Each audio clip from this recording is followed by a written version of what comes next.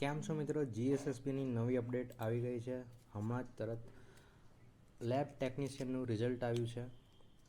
તેના માટે આપણે પહેલાં તો જીએસએસબીની વેબસાઇટ પર જઈશું. વ્યૂ ઓલમાં આપણને ફર્સ્ટ બેલ લાઇન પર જ મળી જશે.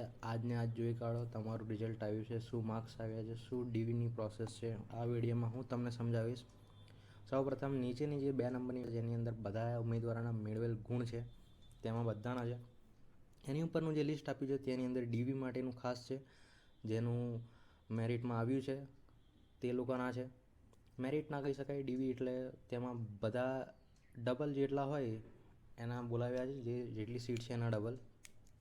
હવે ડીવી માટે કયા કયા ડોક્યુમેન્ટ જોઈશે તે હું તમને કમ્પ્લીટ સમજાવી દઉં.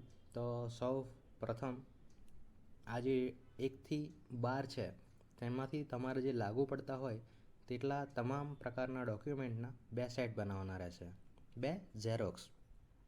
એની અંદર સ્વપ્રમાણિત એટલે કે સેલ્ફ અટેસ્ટેડ અથવા સ્વપ્રમાણિત લખીને સેલ્ફ અટેસ્ટેડ લખીને તમારી સાઇન કરવાની રહેશે બધા ઝેરોક્સમાં. એ તમે ઉપર કરી શકો, નીચે કરી શકો, ખાસ કરીને નીચે કરવાની હોય છે. ઓકે. ત્યારબાદ તમારે કયા કયા ડોક્યુમેન્ટ જોઈશે? તો અરજી માટે જે અરજી ફોર્મ છે તે ફર્સ્ટ નંબર પર છે.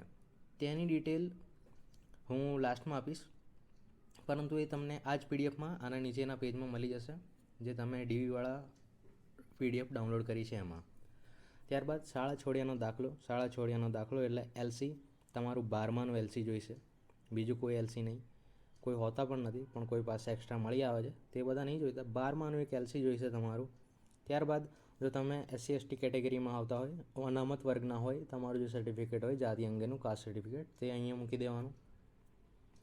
ત્યારબાદ એસસીબીસી, અહીંયા જે પ્રમાણે ડેટ આપી હોય અને નોન ક્રિમિનલનો જે દાખલો હોય 15/9/2024નો, તે તમારે ડેટ પ્રમાણે અહીંયા મૂકી દેવાનો જે એસસીબીસીમાં હોય તો. ત્યારબાદ ઈડબ્લ્યુએસનું એ પ્રમાણે હોય તે પ્રમાણે અહીંયા ઈડબ્લ્યુએસનું સર્ટિફિકેટ મૂકી દેવાનું. જૂનું નવું જે હોય એ લઈ જવાનું, જે માંગે એ આપી દેવાનું. ત્યારબાદ ધોરણ 10 અને ધોરણ 12ની માર્કશીટ અને પ્રમાણપત્ર. અહીંયા ઘણા લોકોને પ્રોબ્લેમ થાય છે, કારણ કે અમુક પ્રમાણપત્ર નથી આપતા ધોરણ 10માં કે. તો અહીંયા જે ધોરણ 10 અને ધોરણ 12ની જે માર્કશીટ અને પ્રમાણપત્ર છે, અહીં એ ફક્ત જોવા માંગે છે કે તમારી બર્થડેટ છે કે નહીં અને છે એ સાચી છે કે નહીં. તેના માટે તમારે ધોરણ 10 અને 12ની માર્કશીટ તો તમારી પાસે હશે જ. હવે પ્રમાણપત્રમાં જે ભૂલ પડે છે, તો જો તમારી પાસે ધોરણ 10માં રિઝલ્ટમાં એટલે કે માર્કશીટમાં જો તમારી બર્થડેટ આપેલી હોય તો તમારે પ્રમાણપત્રની જરૂરત નહીં પડે. એટલે 10 ને 12ની માર્કશીટ તો લઈ જ જવી અને પ્રમાણપત્ર જે હોય એ લઈ જવા. 12માના પ્રમાણપત્રમાં બર્થડેટ હોય તો બી લઈ જવી, પરંતુ જો બર્થડેટ ના લખી હોય તો જરૂર હોતી નથી. એ ફક્ત 10માના માર્કશીટ પર જો બર્થડેટ આવી જાય તો તમારું સેટ છે. જો કોઈ વાંધો પડે તો પ્રમાણપત્ર ના અંદર બર્થડેટ આપેલી હોય 10માની તો એ લઈ જવાનું. ત્યારબાદ શૈક્ષણિક લાયકાતમાં જે તમારા કોર્સ છે, chemical engineer, forensic science, chemistry અને બાયોકેમિસ્ટ્રી અને ફાર્મસી, આમાંથી કોઈ પણ કોર્સ હોય તો તમારે તેમાં બેચલર્સનું તમામ માર્કશીટ્સ, તમારી કેટી હોય, બેક હોય, ફેલ થાય પ્રેક્ટિકલમાં જે હોય એ બધી જ માર્કશીટ લઈ જવાની, બધી જ. અને તમારું લાસ્ટનું જે ડિગ્રી સર્ટિફિકેટ, જે તમારું બેચલર્સ હોય તેનું ડિગ્રી સર્ટિફિકેટ. હવે સીસીસીનું જે સર્ટિફિકેટ હોય તો એ લઈ જવું. જો ના હોય તો તમારી પાસે 10મા કે 12માનું કમ્પ્યુટર એઝ અ સબ્જેક્ટ હોય તો એ ચલાવી લેવામાં આવે છે. ત્યારબાદ પીએચ કેન્ડિડેટ માટે, તો પીએચ કેન્ડિડેટ હોય તો તમારે એનું ડોક્યુમેન્ટ લઈ લેવું. જો તમે પહેલાં સરકારી સેવામાં હોય એટલે કે તમે સરકારી નોકરી કરતા હો તો તમારે એનઓસી આપવું ફરજિયાત છે. હવે એમાં જો તમે નોકરી લાગ્યા હોય અને ત્યારબાદ આ ફોર્મ ભર્યું હોય તો તમારે એનઓસી આપવું જ પડે. જો પછીથી લાગ્યા હોય, હમણાં તાજેતરમાં લાગ્યા હોય તો તમારે એનઓસી પછીથી આપી શકો એવું ચલાવવામાં આવે છે, પરંતુ એ બધું જ ડિપેન્ડ કરે છે ત્યાં જે ડીવી ચેક કરતા હોય એના પર. એનઓસી જો મેળવી લીધું હોય તો સારામાં સારી વાત છે, ના મેળવો તો મેળવવાની કોશિશ કરવી. ત્યારબાદ તમારું ફોટો આઈડી પ્રૂફ સરનામાવાળું જોઈશે. જો આધાર કાર્ડ છે, ડ્રાઇવિંગ લાઇસન્સ છે, ચૂંટણી કાર્ડ છે, એ આધાર કાર્ડ હોય તો બેસ્ટ છે. પાન કાર્ડ નહીં ચલાવવામાં, કારણ કે એમાં એડ્રેસ હોતું નથી. ત્યારબાદ તાજેતરના પાસપોર્ટ સાઇઝના 2 ફોટા એ અરજીવાળામાં જ લગાવી દેવામાં આવે છે, કોઈ જરૂર પડતી નથી આગળ, પણ લઈ જવા. હવે જે આ અરજી ફોર્મ છે, અરજી ફોર્મ વિશે હું તમને થોડી ઘણી માહિતી આપી દઉં. તો અરજી ફોર્મમાં તમારે તાજેતરનો ફોટો લગાવવાનો, 2 ફોર્મ ભરવાના.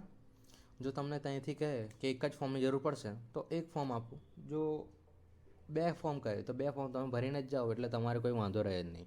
એક એક્સ્ટ્રા ફોર્મ કાઢી લઈ જવાનું, જો કંઈ ભૂલ નીકળે તો એ ભરી દેવાનું. એમ તો તારીખ લખી દેવાની, જે તારીખે તમારી ડીવી હોય, સમય લખી દેવાનો, ડીવીનો તમારે સમય જે હોય આપે. ત્યારબાદ ગુજરાતીમાં નામ લખવાનું છે અને અટક છેલ્લે રાખવાની છે. ખાસ ધ્યાન રાખજો, અટક છેલ્લે રાખવાની છે. તમારું નામ લખવાનું, પિતાશ્રીનું નામ લખવાનું અને છેલ્લે અટક લખી દેવાની. ત્યારબાદ અંગ્રેજી કેપિટલમાં, આ જે તમે નામ લખશો અહીંયા કેપિટલમાં લખવાનું છે અને એમાં પણ સરનેમ લાસ્ટમાં રહેશે. ત્યારબાદ ડેટ ઓફ બર્થમાં DD MM YYY મેથડ છે તે પ્રમાણે લખી દેવી અને ઇન વર્ડ્સ તમે ગુજરાતી ઇંગ્લિશ તમારી જે પ્રિફર હોય એ તમે લખી શકો છો. ત્યારબાદ તારીખ 15/9/2024ના રોજ તમારી ઉંમર કેટલી હતી એ તમારે ગૂગલથી જાણી લેવી, અથવા કેલ્ક્યુલેટરમાં એક અલગ ઓપ્શન આવતો હોય છે બર્થ ડેટ કે ડેટવાળો, તેની અંદર ડેટ ચેક કરી લેવાની અને પોતાની ઉંમર લખી દેવાની. વર્ષમાં કેટલા મહિના થયા છે અને કેટલા દિવસ થયા છે એ દિવસના રોજ. ત્યારબાદ વતનનું સરનામું છે, વર્તમાનનું નહીં, ધ્યાન રાખજો. વતનનું સરનામું તમે જ્યાંથી બિલોંગ કરતા હો ત્યાંનું સરનામું લખવાનું છે અને હાલનું સરનામું જે હમણાં તમે કરતા હોય હમણાં ત્યાંનું લખવાનું. બંને સેમ હોય તો બંને સેમ લખવાનું, અલગ હોય તો અલગ લખવાનું. બરાબર. સંપર્કની વિગતોમાં મોબાઈલ અને ઈમેલ છે. તો મોબાઈલને માં તમારે પોતાનો નંબર લખો અને એક નંબર બીજો લખી શકાય એટલી જગ્યા છેલ્લે રહેવા દો કે તમને 2 નંબર લખવા ગયા તો તમે ત્યાં લખી શકો. ત્યારબાદ ઈમેલ લખો, તમારો ઈમેલ સાચવીને સારી રીતે રાખજો, કોઈ ભૂલ ના પડે, કારણ કે ઈમેલ પર માહિતી આવી જાય છે, લેટરમાં આવતા મોડું થશે એટલે ત્યાંથી જોઈ લેવું. ત્યારબાદ તમારું SSCનું સર્ટિફિકેટ, તો SSCનું સર્ટિફિકેટ તમે અહીંયા ટીક કરી દો હા. જો તમારા માર્કશીટમાં રિઝલ્ટ એટલે માર્કશીટમાં હોય બર્થ ડેટ તો પણ હા કરવાનું, જો તમારી પાસે સર્ટિફિકેટ હોય તો હા જ કરવાનું. ત્યારબાદ જો કેટેગરીમાં આવતા હોય તો હા કરી દેવાનું, જે કેટેગરી આવતી હોય તેનું નામ લખી દેવાનું, એટલે કે નામ એટલે કે SC તો SC, ST તો ST, એવું લખી દો, બહુ થઈ ગયું. ત્યારબાદ EWSમાં આવતા હોય તો હા કે ના, એનું સર્ટિફિકેટ હોય કે તો હા કે ના પર હા હોય તો હા, ના હોય તો ના. SC BC OBC હા કે ના, જે હોય એ કરી દેવાનું. ત્યારબાદ જાહેરાતમાં દર્શાવ્યા પ્રમાણે શૈક્ષણિક લાયકાત, જે તમારી જે ડિગ્રી છે એ ડિગ્રીનું એ નામ લખી દેવાનું. ત્યારબાદ CCCનું જે સર્ટિફિકેટ છે તો હા કરી દેવાનું, જો CCCનું સર્ટિફિકેટ CCC લખવાનું, જો 10મું હોય તો 10માં, 10th લખવાનું, 12th હોય તો 12th લખવાનું. એ તમે અહીંયા હમણાં કોરું રાખશો તો પણ ચાલશે, ત્યાં જઈને તમને ઇન્સ્ટ્રક્શન આપશે તે પ્રમાણે પણ ભરી દેજો. ત્યારબાદ PH જો હોય તો હા, ના હોય તો નહીં. ત્યારબાદ ત્યાં નીચે તારીખ લખી દેવાની અને ઉમેદવારની સહી કરી દેવાની. બસ આટલી જ વસ્તુ છે. તમને કોઈ પણ વાંધો હોય, કોઈ પણ વસ્તુમાં ના ખબર પડતી કોમેન્ટ કરો, અને તેમાં ના સમજ પડે કોઈ વધારે વસ્તુ હોય તો તમે ત્યાં જઈને તમને ત્યાં સમય આપશે ડીવીથી પહેલાં ડોક્યુમેન્ટ ગોઠવવાનો.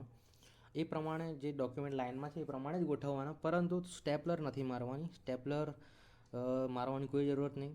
ત્યાં જઈને તમારે એ લોકો જ બધું સ્ટેપલ કરશે, ગોઠવશે, એ પ્રમાણે ગોઠવશે, એમને જરૂરત હોય એ પ્રમાણે ગોઠવશે. એથી તમે આ પ્રમાણે ગોઠવી જજો, પરંતુ ત્યાં જઈને ફરીથી એ ગોઠવશે જ અને જોશે જ, બધું ચેક કરશે. તમને જે પ્રમાણે કોઈ પણ ભૂલ લાગે કે તમારે કઈ જગ્યાએ કન્ફ્યુઝન થતા હોય તે તમારે ત્યાં પૂછી લેવાનું, તમને ત્યાં ટાઈમ મળશે. બરાબર. જે તમને સમય આપ્યો તેનાથી અડધો કલાક પહેલાં પહોંચી જવાનું, એટલે તમને વધારે થોડોક સમય મળે, એટલે તમે ત્યાં સરળતાથી તમારું કામ કરી શકો. જે પણ સમય આપ્યો હોય એનાથી વહેલા પહોંચવાનું ટ્રાય કરજો.